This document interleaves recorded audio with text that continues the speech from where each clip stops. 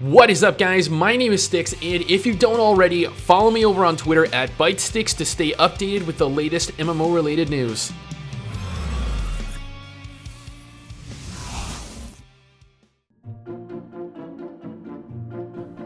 Ooh. Oh. Meh. Oh man, this looks like it's gonna be great. Mixed reviews? How mixed?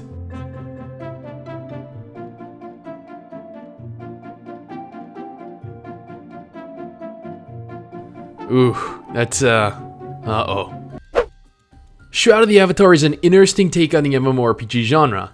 It's described as being the spiritual successor to the Ultima series. However, from the reviews I've gathered, although it looks and feels like the Ultima franchise, it lacks the depth that Ultima brought players. Now, don't burn me at the stake here, but I have never personally had the opportunity to experience the Ultima series, so this was actually my first time exploring an Ultima-like, or Ultima-esque game world.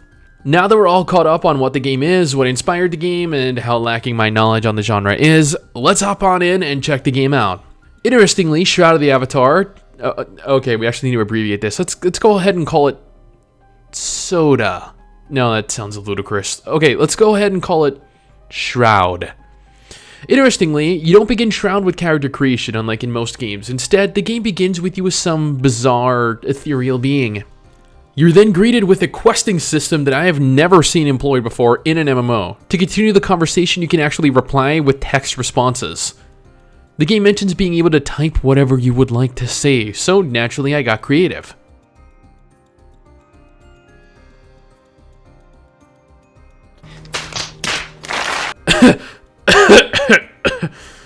Okay, so maybe my imagination and creativity leaves a little to be desired. Instead of being given your quest and having a single window of text to explain your overall objective, Shroud has a selection of informational choices to choose between. These go on to add depth to each character you encounter and generally provide exposition amongst other things. After finishing out my conversation, I was greeted with the character creation. At last, the make or break it feature of any game. I was taken aback a little, admittedly, as the character creator wasn't bad at all, offering height sliders, skin colors, hair colors, various hairstyles, facial hairs, and a surprising selection of sliders with which to craft your avatar. I mean, when you can model yourself after a villain out of a Three Musketeers skit, then the game is clearly doing something right. Right? Right. One thing I did find a little irksome was the questing system. It got progressively more puzzling the further I got through the game. I mean, don't tell anyone this, but I was stumped on the very first quest. Take and read the book. Like, what book? And where the fuck is the lectern? I'm on a goddamn floating island in the middle of space with some weird, hovering, magical mirrored thing telling me that I'm not pretty enough and that I need to go ahead and get cosmetic surgery. Ugh. Am I not pretty enough? Is my heart too broken? After talking to the Wizard of Oz, I was given the option of choosing my class. If you've ever watched a video of mine, you'd know that naturally I'd go ahead and choose Mage. Unfortunately, though, the game didn't care that I chose Mage, instead opting to have me run around dual-wielding swords. I don't know why. I didn't ask any questions. I just did as I was told by Zordon. The view from the beginner area was beautiful, though. I could see Earth? Yeah, we'll say Earth, since it looks like Earth from atop King Kai's planet, I guess. And no, you cannot freefall down to Earth from here. I tried. The game offers quite a diverse amount of features that I haven't found present in an MMORPG prior to this. I mean, getting NPC companions that not only have personalities but talk to you and help you in combat? Hell yeah! Having the ability to run into buildings and loot everything inside? Thank you, game, for allowing me to embrace my inner kleptomaniac. Confusing, ill-defined oh wait, no, they're actually a commonly reoccurring theme in pretty much every MMO. I will point out that monsters aren't the main threat to players in this game, and neither are other players. From the 4 to 5 hours I experienced of Shroud of the Avatar, many player deaths occurred not due to combat, rather from falling 2 feet off of any form of platform. I'm not kidding, I came across countless dead bodies atop small rocks, buildings, and... Wait. What the fuck am I doing? Okay. Well, that killed the mood. Well, admittedly, that's actually kind of hypnotizing. To some extent, Right, yeah, focus. The game is still quite buggy. At one point I thought I'd drown due to a negligible difference in terrain, forcing me into the water against my will and preventing me from leaving. I had a few other laugh out loud moments like this, but this was by far the most memorable. Upon leaving what I will refer to henceforth as Newbie Village, I came across my first sign of life.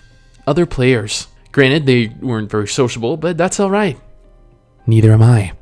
I am a bit of an introvert after all. I also made it to what I believe was my very first real town, outside of the newbie area. I finally saw a larger group of players, NPCs that sold items and gear, and, well, honestly, I played for like a solid 2 hours beyond this point, but I couldn't figure out how to progress beyond my current quest.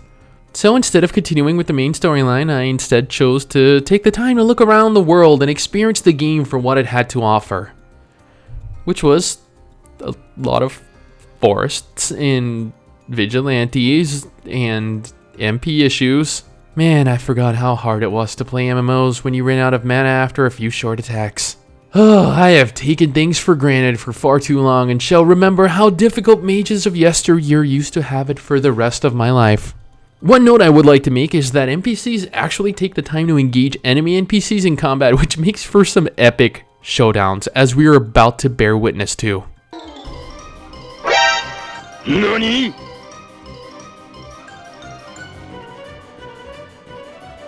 貴様の拳などかほどにも効かんわい。お前はもう死んでいる。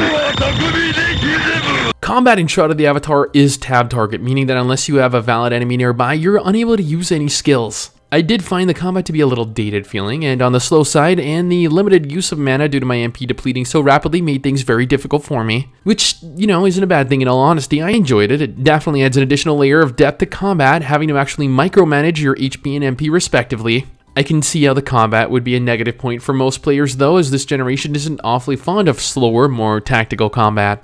Hey-ho, Silver, away! Seriously, I swear they just put these there to watch people die.